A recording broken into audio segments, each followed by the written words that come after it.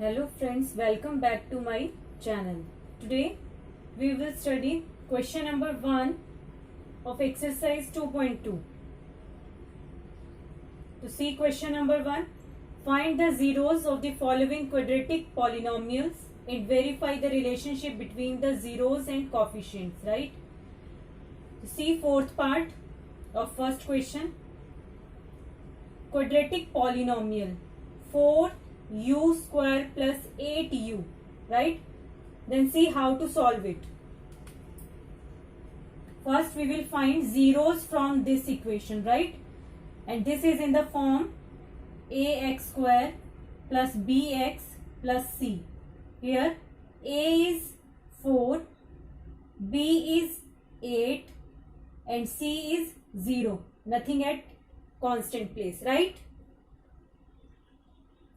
Now then solve this equation. 4u square plus 8u, 4 and u are common. 4 ones are 4 and 1u is outside the bracket and 1 left inside, right?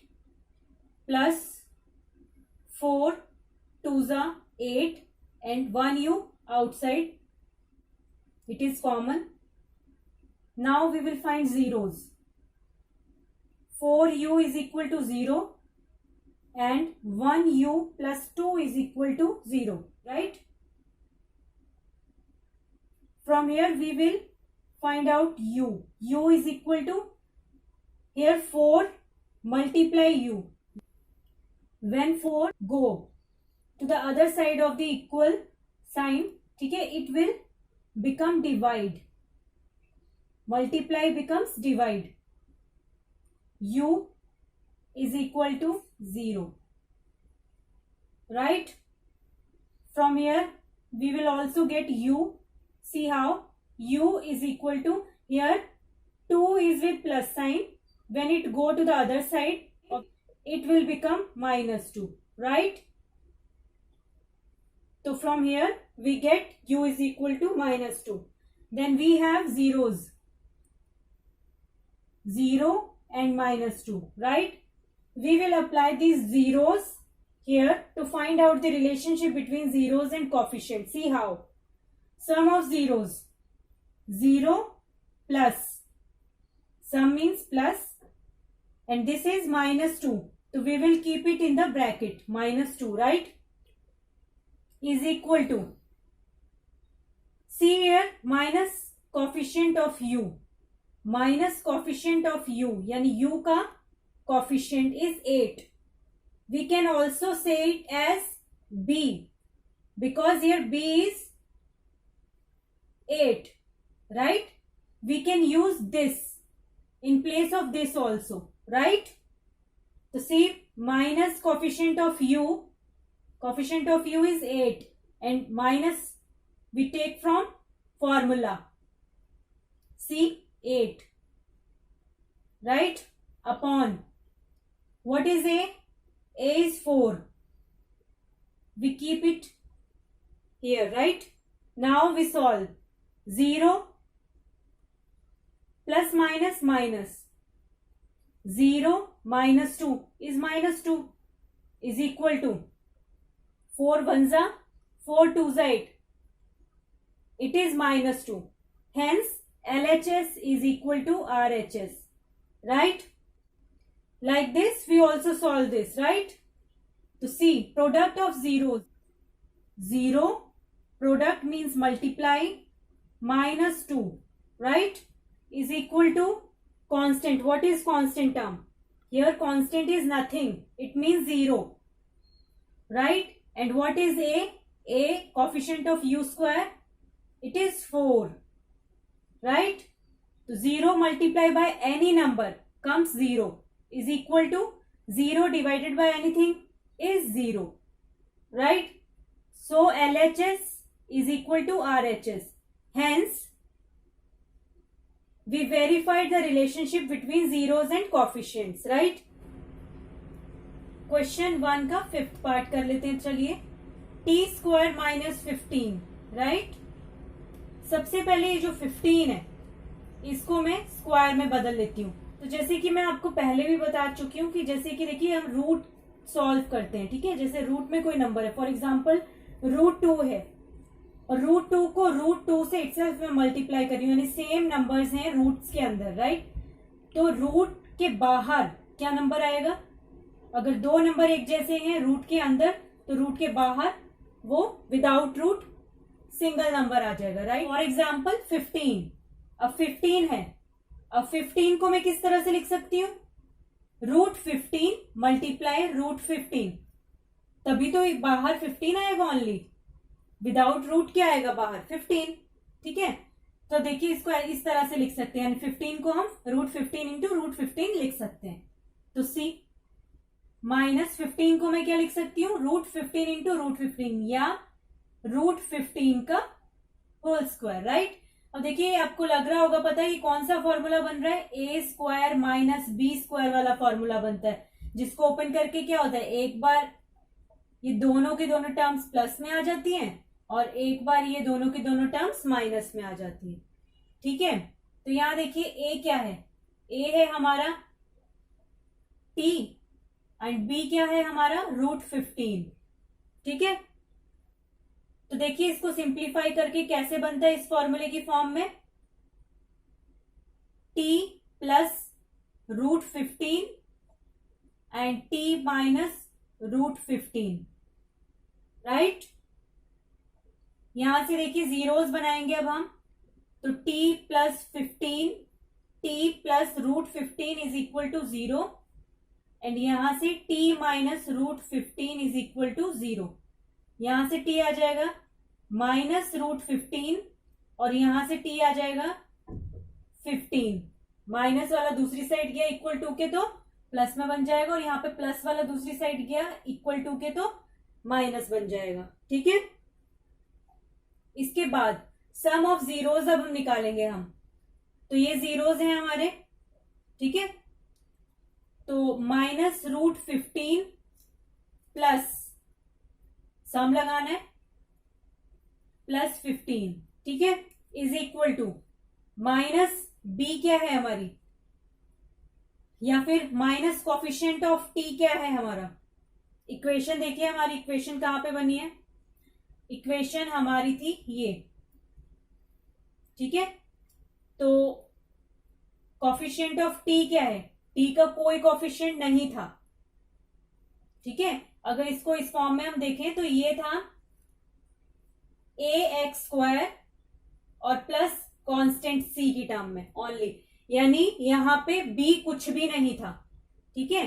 तो minus coefficient of t क्या है? Nothing, upon coefficient of t² का क्या coefficient है? 1, या a का एक किसको बोलेंगे हम? ax², तो a क्या है? 1, ठीक है।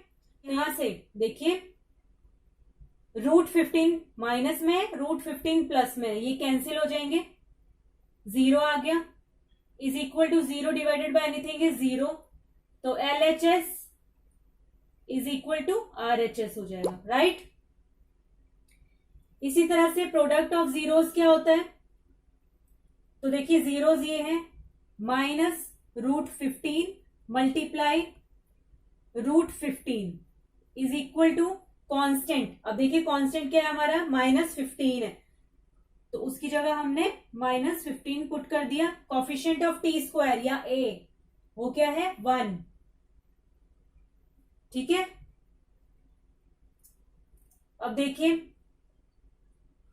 √15 इंटू √15 सिंपल 15, यानी √15 into √15 only 15 comes out of the root, right. And sign minus negative का इज इक्वल टू, यहां पर भी डिनोमिनेटर में 1 हो उसका मतलब कुछ नहीं है, यानी ओनली -15 है। It means LHS is equal to RHS है। Hence we verified the relationship between zeros and coefficients. 6th part कर लेते हैं क्वेश्चन 1 का। देखिए किस फॉर्म में? ax² plus bx plus c, right. a क्या है? 3, b is what? -1 and C is what? -4. A is 3, B is -1 and C is -4. सबसे पहले हम इक्वेशन में मिडल टर्म को स्प्लिट करेंगे, राइट? तो देखिए 3 इंटू 4 12, इनको स्प्लिट करना है ताकि प्लस माइनस करके ये वाली टर्म हमें मिले। तो 3 इंटू 4 इज 12, ठीक है। माइनस का साइन चाहिए तो माइनस बड़े वाले नंबर के साथ दे देंगे, एक्स लगाया, ठीक है। प्लस माइनस माइनस 1 आएगा, 4 - 3 इज 1 एंड बड़े नंबर का साइन माइनस और एक्स साथ में इस तरह से दे दिया, राइट? अब नेक्स्ट देखिए 3x², इसकी जगह हम ये पुट कर देंगे प्लस 3x - 4x - 4। अब ये सॉल्व करेंगे अब हम फर्स्ट टू टर्म्स को and then next two terms को सॉल्व करेंगे। 3x कॉमन आ जाएगा यहां से, 3 1 = 3, एक x बाहर है, एक x अंदर रह गया, तभी x इंटू x² बनेगा, प्लस 3x 1 = 3x, ठीक है। यहां से माइनस कॉमन ले लिया मैंने और 4 कॉमन ले लिया, तो देखिए अंदर क्या बचेगा, 4 1 = 4 और x माइनस कॉमन आ चुका है, यहाँ पे प्लस बन गया था, ये वाला माइनस भी बाहर आ गया, तो यहाँ पे भी प्लस बन जाएगा, क्योंकि देखिए माइनस प्लस माइनस, ठीक है। 4 1 = 4। अब ये ब्रैकेट के अंदर की टर्म्स जो है हमारी बिल्कुल सेम है, तो ये एक कॉमन ले लेते हैं हम, x + 1 लगाने की जरूरत नहीं होती, ठीक है। तो देखिए ये पूरा बाहर आ चुका है, तो अंदर क्या बचा, 3x, यहां से ये बाहर आ गया तो अंदर क्या बचा, -4, ठीक है। अब यहां से हम जीरोस निकाल लेंगे, तो x + 1 = 0 एंड 3x - 4 = 0। x देखिए यहां से ये +1 है, वहां जाके इक्वल टू के दूसरी साइड जाके -1 बन जाएगा। ये वाला देख लेते हैं, 3x यहाँ पे है, 4 दूसरी साइड जाके +4 बन जाएगा, और x कितना रह गया यहाँ पे 4, और ये 3 मल्टीप्लाई में x के साथ, तो यहाँ पे डिवाइड में चला जाएगा, ठीक है। तो ये हमारे जीरोस आ गए, -1 and 4/3। Now sum of zeros निकाल लेंगे, देखिए -1 प्लस सम के लिए 4/3 is equal to -b, minus फॉर्मूले का है, b क्या है हमारा, b है हमारा -1, तो उसको ब्रैकेट में लिखेंगे। a क्या है हमारा 3, ठीक है। नाउ इनको सॉल्व करेंगे, 3 एलसीएम ले लिया, देखिए यहाँ पे कुछ नहीं, इट मींस इसके नीचे डिवाइड में 1 डाल दिया हमने, डिनोमिनेटर में 1 डाल दिया। अब 1 और 3 का एलसीएम आया 3, अब 3 × 1 3 और साइन रहेगा माइनस का, प्लस लगाया, 1 × 4 तो 4 is equal to minus minus plus बन जाएंगे 1/3, माइनस प्लस माइनस 4 - 3 इज 1, और बड़े नंबर का साइन प्लस है तो इसलिए कुछ नहीं लगाएंगे, /3 इज इक्वल टू 1/3, तो क्या आ गया, LHS is equal to RHS आ गया।